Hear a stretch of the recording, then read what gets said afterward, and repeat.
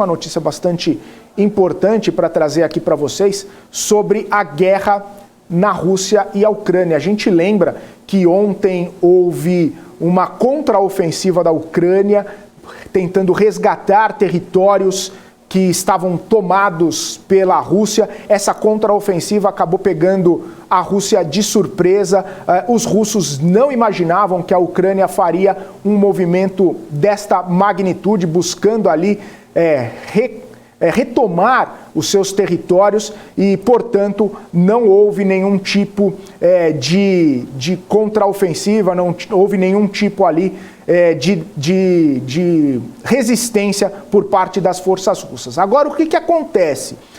A Rússia, segundo analistas que estão fazendo as movimentações ou traçando os próximos passos, a Rússia pode sim fazer algum outro tipo de contraofensiva. Até agora a Rússia não se manifestou, a Rússia não falou o que vai fazer, mas os analistas estão preocupados de uma possível escalada no tom por parte da Rússia e por conta dessas derrotas na Ucrânia. Estrategistas estão dizendo aí que a Rússia pode lançar ofensivas cada vez maiores, cada vez mais severas contra Kiev por conta dessa retomada de territórios. Agora, esses pensamentos aí estão se voltando para possíveis retaliações da Rússia. O que os estrategistas estão dizendo, né? Que a história militar do Kremlin está piorando, eles estão tomando bola nas costas, digamos assim. E eles dizem que na medida que isso vai acontecendo, pressiona Vladimir Putin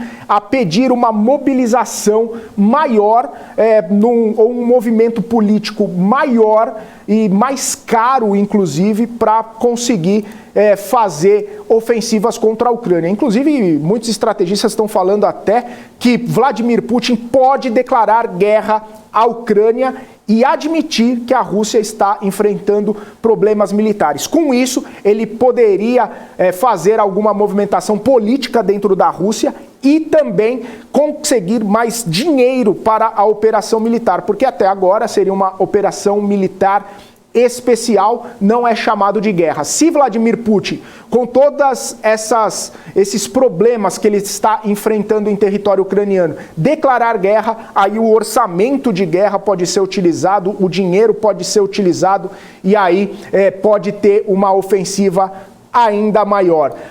Além disso, aumenta também a disposição da Rússia de dar uma punição mais forte aos ucranianos, né? E aí isso poderia trazer até consequências maiores em relação a baixas, né? A mortes de soldados, tanto ucranianos quanto russos, se houver uma ofensiva um pouco maior. Além, é claro, de toda a preocupação nuclear, já que muitos dos territórios, né, ou praticamente aquele território da usina nuclear de Zaporizhzhia, está sob o controle da Rússia e isso pode trazer aí algum tipo de consequência. E aí, se houver uma possível mudança de curto prazo na guerra da Rússia daqui para frente, poderia haver uma escalada ainda maior e aí a negociação ficaria cada vez mais difícil. Tem um outro ponto importante que os estrategistas estão falando, que geralmente a Rússia fala que não vai fazer alguma coisa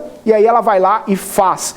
Como a Rússia disse que não invadiria a Ucrânia no começo do ano e 2 meses depois, e até em fevereiro desse ano, invadiu a Ucrânia. E aí o Dmitry Peskov, que é o porta-voz do Kremlin, um porta-voz é quem dá voz às ideias de Vladimir Putin, ele disse nessa terça-feira que a Rússia não vai fazer nenhum tipo de contra-ataque, não vai fazer nenhum tipo de contraofensiva por conta dessa retomada de territórios da Ucrânia. E aí os estrategistas já estão monitorando, porque se a Rússia fala que não vai fazer e acaba fazendo, possivelmente Dmitry Peskov falando que não vai ter uma retaliação, é possível que haja uma retaliação em algum momento daqui para frente.